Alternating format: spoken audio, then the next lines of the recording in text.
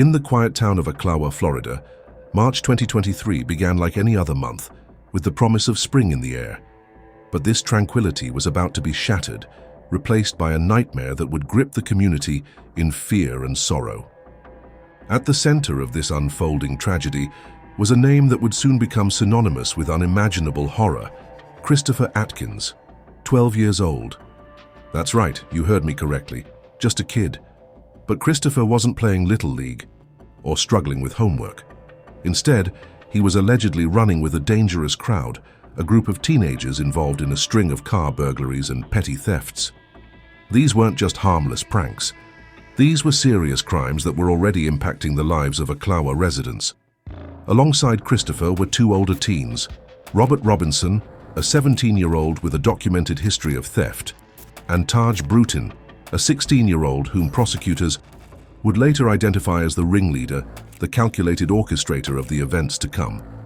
Imagine the dynamic here. A pre-teen allegedly caught up with these older kids. The term they used for their criminal activities? Licks. Slang for robberies. It sounds almost playful, doesn't it? But there was nothing playful about what was about to happen. According to reports, Christopher, despite his young age, was carrying a stolen gun. A stolen gun. A chilling detail that paints a disturbing picture of the world this child was allegedly immersed in. Sources say that Christopher was described as a quiet kid, but also impressionable, easily swayed by the influence of those around him. And in this case, those around him were allegedly hardened criminals. Robert Robinson, already known to law enforcement for prior theft offenses, allegedly brought experience and a level of brazenness to the group. And then there was Taj Bruton. Prosecutors would later argue that Bruton was the brains of the operation, the one who planned and directed their activities. He allegedly had a chilling level of control over the others, a dangerous charisma that drew them into his web. These three individuals, Christopher Atkins, Robert Robinson, and Taj Bruton, formed a volatile mix, a recipe for disaster. And on March 30th, 2023, that disaster would explode in a wave of violence that would forever change the lives of countless people. But they weren't alone that night. Three other teenagers were also with them. Laya Silvernell, a 16-year-old girl with a bright future ahead of her. She was a talented softball pitcher, known for her skill and dedication on the field. Imagine the dreams she had, the games she looked forward to playing. Those dreams would soon be brutally extinguished. Then there was Michael Hodo Jr., 17 years old, and Camille Quarrel, just 16. All three of these teenagers were friends, connected by school, sports, and the shared experiences of youth. They were vibrant, full of life, and completely unaware of the horrifying fate that awaited them. What began as a seemingly ordinary night of burglaries, of licks, would quickly spiral into something far more sinister, far more deadly. The details of what happened that night are still shrouded in darkness, but the outcome is undeniable.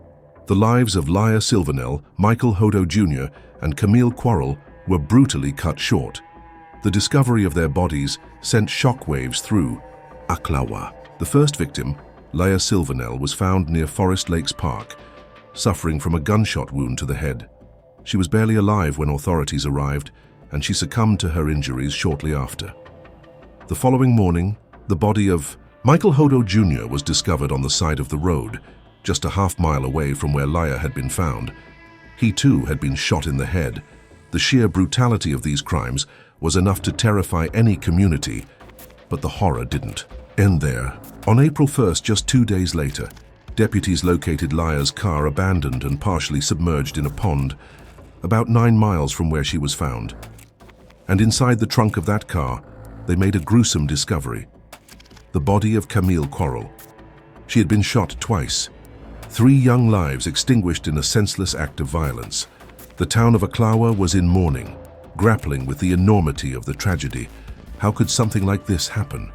Who could be responsible for such a heinous crime? Sheriff Billy Woods and his investigators immediately launched a full-scale investigation.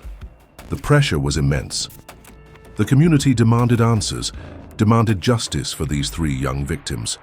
The investigators began piecing together the events of that night, following every lead, examining every piece of evidence. They meticulously collected phone records, analyzed forensic data, and followed up on over 200 tips from concerned citizens. And slowly, painstakingly, the truth began to emerge.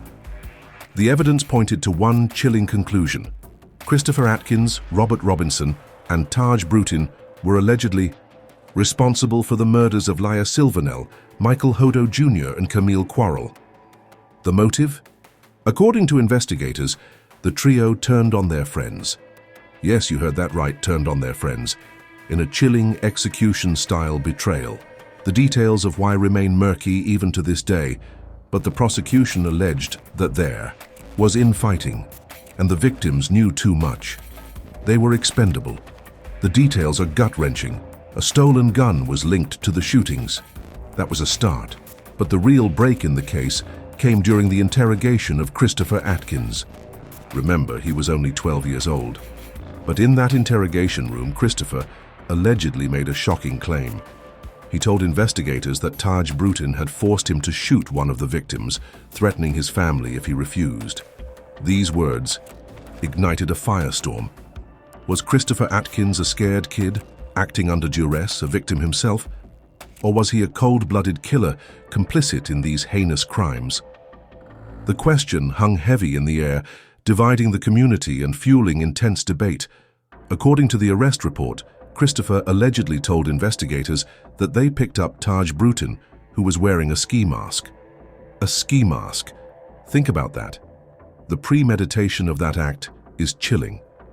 Christopher claimed that Bruton shot Silvernell and Michael Hodo Jr. and then forced Christopher to shoot Camille Quarrel. The arrest report states, and I quote, "The juvenile defendant advised he was told to shoot victim blank or his family would be killed." This alleged plea, however, painted Christopher as a pawn, a victim of circumstance. But his alleged role in hiding the bodies, in attempting to cover up the crime, raised serious doubts about his innocence. Was he truly coerced? Or was he a willing participant in this horrific act? This is what the community wrestled with while the police moved forward toward indictments. A young boy, barely a teenager, accused of participating in a triple murder. It was a case that challenged our understanding of innocence, guilt, and the very nature of evil.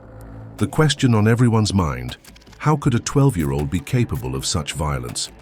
What series of events could lead a child down such a dark and twisted path? The answers, as we will soon discover, are complex and disturbing. But we must ask ourselves, does youth excuse evil? Or must everyone be held accountable for their actions regardless of age? The clock was ticking. Sheriff Woods and his team knew they had to unravel the truth quickly. With 3 young lives brutally extinguished, the pressure to deliver justice to Aclawaja, Florida, was immense. Their strategy? Interrogation.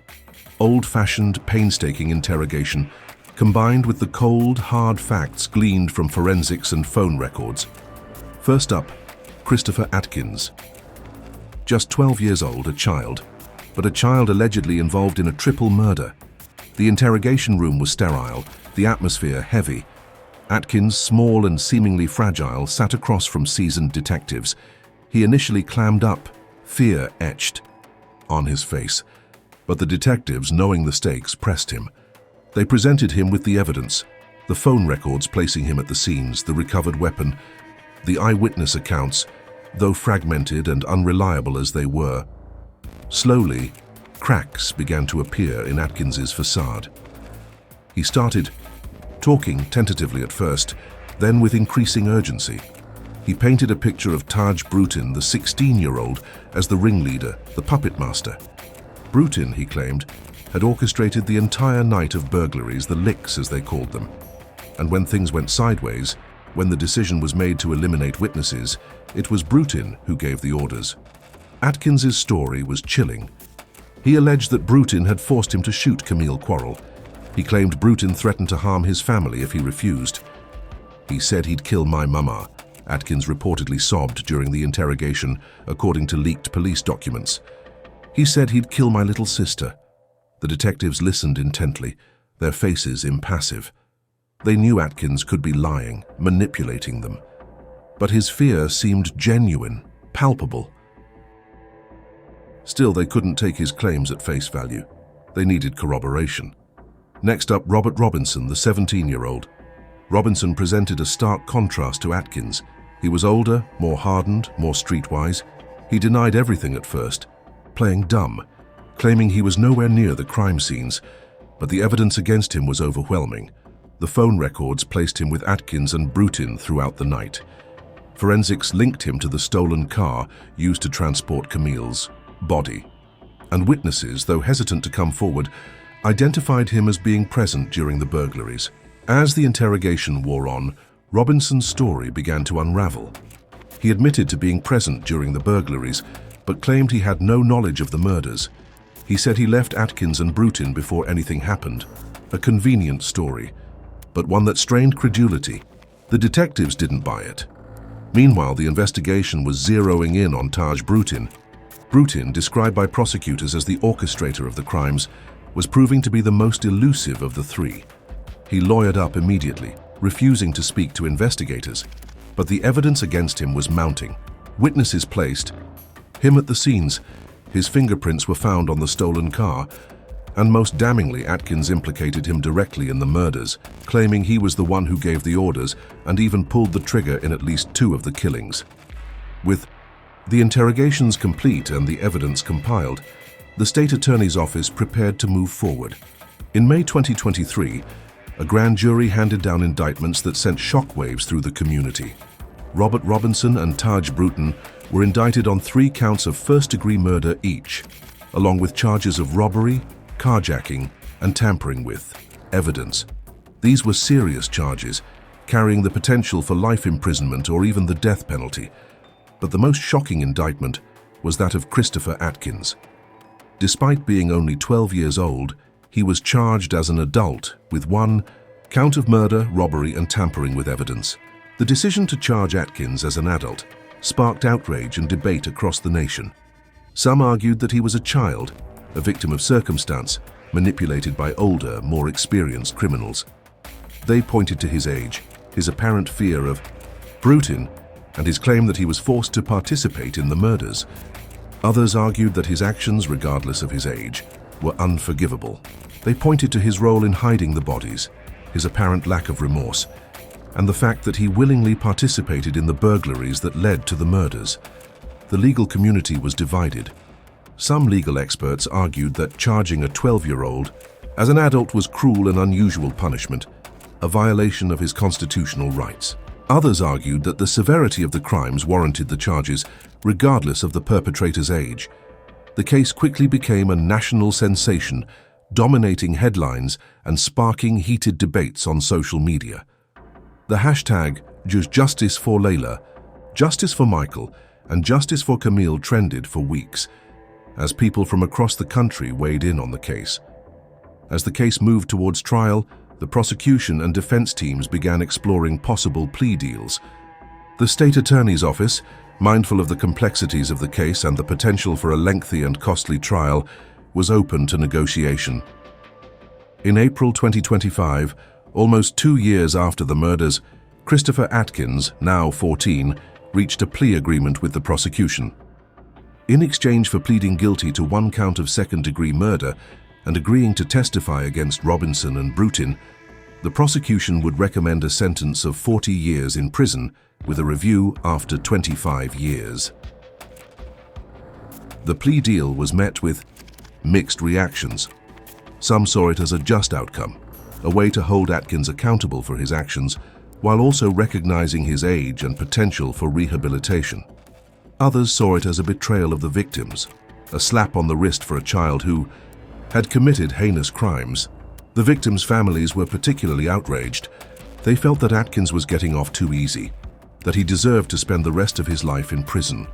They argued that his testimony was tainted, that he would say anything to save himself. Despite the objections, the judge approved the plea deal. Atkins, now a key witness for the prosecution, was transferred to a juvenile detention facility to await the trials of Robinson and Bruton. With Atkins's plea deal in place, the pressure shifted to Robinson and Bruton. Both men faced the possibility of life imprisonment or even the death penalty if convicted at trial. In June 2025, Robert Robinson, facing overwhelming evidence and the prospect of Atkins's testimony, decided to plead no contest to 3 counts of first-degree murder. A no-contest plea is not an admission of guilt, but it is an acknowledgement that the prosecution has enough evidence to secure a conviction.